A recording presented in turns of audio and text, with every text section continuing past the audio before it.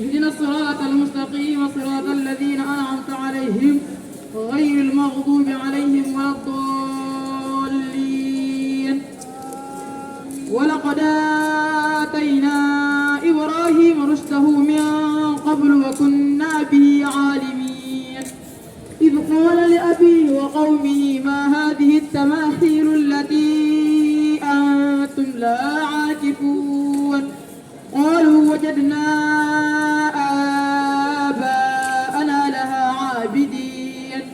قال لقد كنتم أنتم وآباؤكم في ضلال مبين.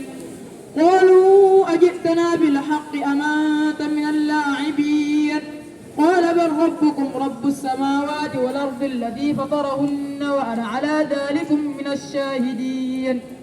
وتالله لأكيدن أصنامكم بعد أن تولوا مدبرين. فجعلهم جذاذا إلا كبيرا لهم لعلهم إليه يرجعون. قالوا من فعل هذا بآلهتنا إنه لمن الظالمين. قالوا سمعنا فتى يذكرهم يقال له إبراهيم. قالوا فاتوا به على أعين الناس لعلهم يشهدون. قالوا أنت فعلت هذا بآلهتنا يا إبراهيم؟ قال بل فعله كبيرهم هذا فاسألوهم إن كانوا ينطقون.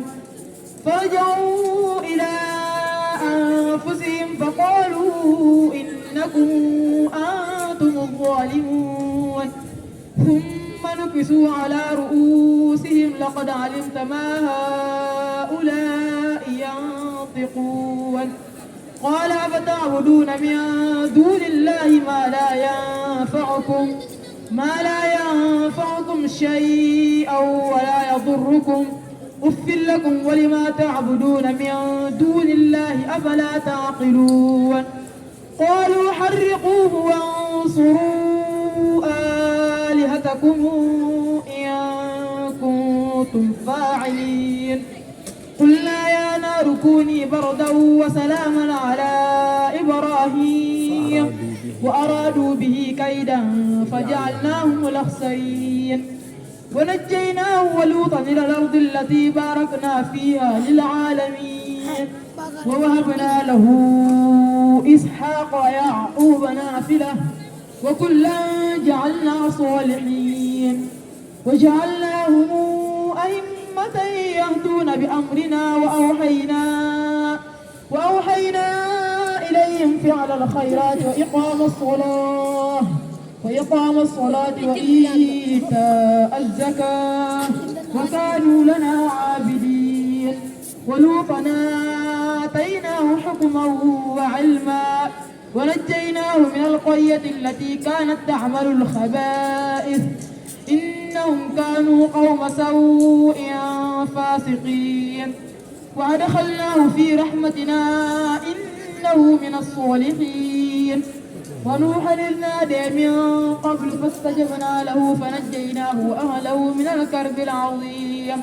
ونصرناه من القوم الذين كذبوا بآياتنا إنهم كانوا قوم سوء فأغرقناهم